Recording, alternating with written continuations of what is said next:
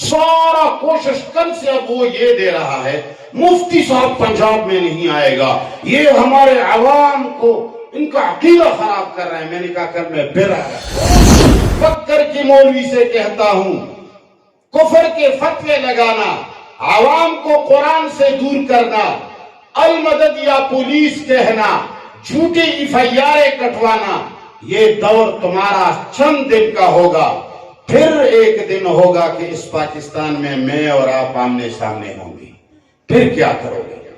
اس دن کا خیال کرو۔ وہاں جا کر غلط بیانی پر ایک ایف آئی آر کٹوا کر کیا کر سکتے ہو؟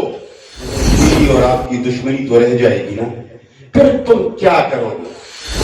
پرسوں کی بات ہے، پچھلے مہینے 12 ربیع الاول کے اندر ایک مولوی ہے بکھر کا، بکھر علماء کا شہر ہے، بکھر علماء کا شہر ہے، بکھر بڑے سنجیدہ لوگوں کا شہر ہے، بکھر میں بڑے بڑے لوگ، علماء، اچھے لوگ رہتے ہیں۔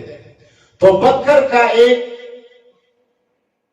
صاحب 12 ربیع الاول تلاگنگ میں اپنی دکان چمکانی کے خاطر میرا نام لے کر کہتا ہے یہ کافر ہے، یہ مرتد ہے، یہ ملحد ہے، یہ ایسا ہے، یہ ویسا ہے۔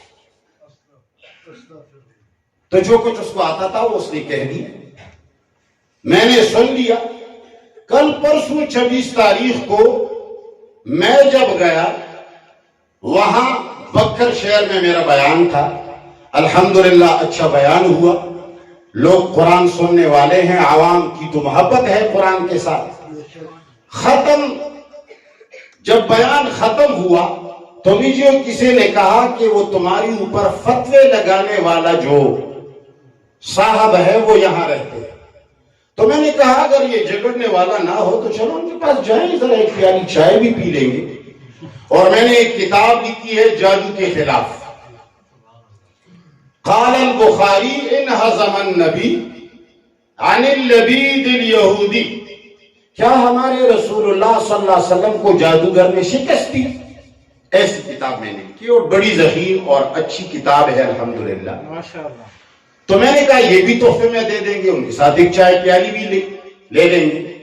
مدرسے کے اندر مسجد ہے، ہم آئے اور مسجد کے اندر 2 رکعت بھی پڑھ لیے اشراق کے۔ ان کے ہاں دفتر میں گئے تو مولوی صاحب پوری زندگی سٹیجوں پر لوگوں کو اخلاق کا درس دیتے ہیں، مگر جب ہم اس کے دفتر میں گئے تو وہ یوں بیٹھا رہا۔ تو میں گیا اور میں نے اس کو سلام کر کے ہاتھ ملا دیا، وہ بیٹھا تھا اور میں نے سلام کیا اس کو، تو میں بھی ایک صوفے پہ بیٹھ گیا۔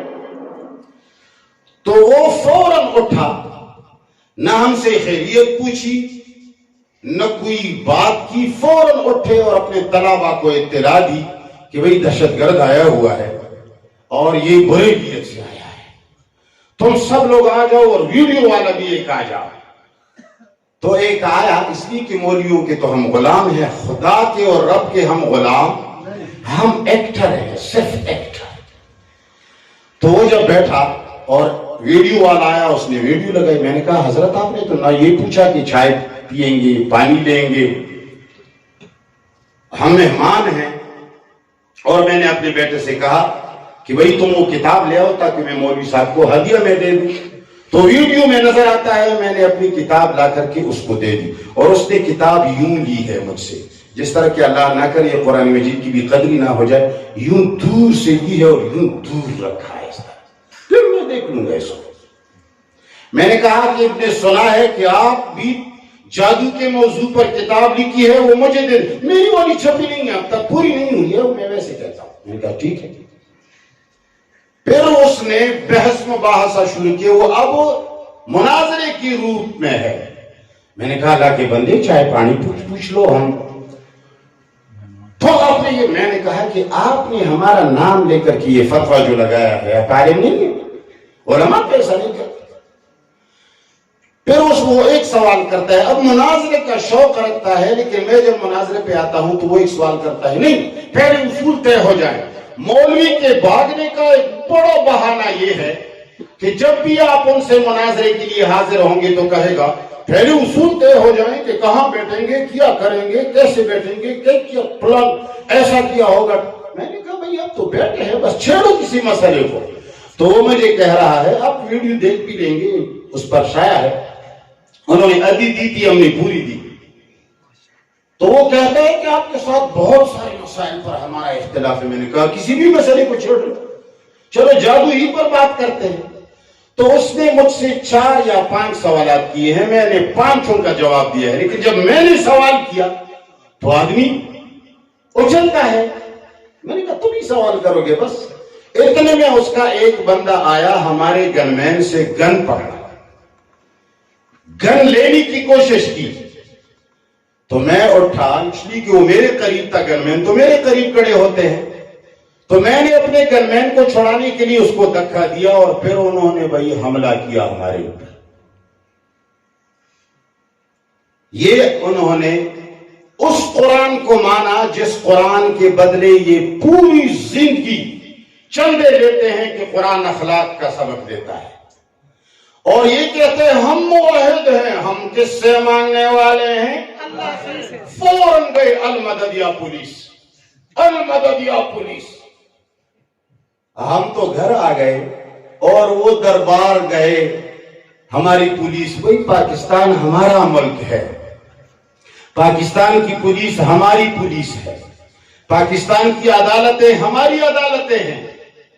तुम वहां जाकर गलत बयानी पर एक FIR कटवा कर क्या कर सकते हो? फिर भी किसी अदालत में आमना सामना होकर के सब हवा मंसूरा हो जाएगा। तुम्हें जो भी लोग उंगली देते हैं, तुम्हें उकसाने की कोशिश करते हैं, तुम अलमदद या पुलिस कहते हो, झूठे FIR बनाते हो, ये सब कुछ खत्म हो जाएगा, मगर मेरी और आपकी दुश्मनी तो रह जाएगी ना। फिर तुम क्या करोगे?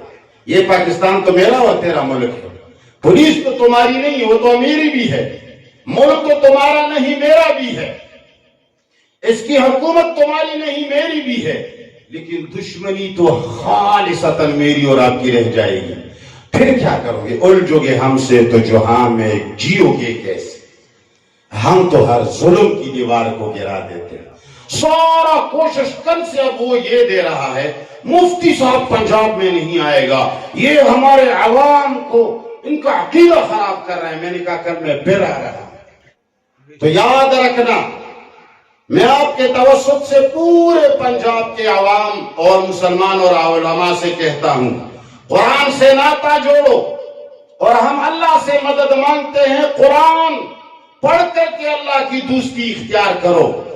इस कुरान का खिलाफ करके फितना पर्दाजी करना, लोगों पर कुफर के फतवे लगाना, उस बक्कर की मौलवी से कहता हूं, कुफर के फतवे लगाना, आवाम को कुरान से दूर करना, अल मदद या पुलिस कहना, झूठी FIR कटवाना, ये दौर तुम्हारा चंद दिन का होगा। फिर एक दिन होगा कि इस पाकिस्तान में मैं और आप आमने सामने होंगे। फिर क्या करोगे? उस दिन का ख्याल रखना चाहिए।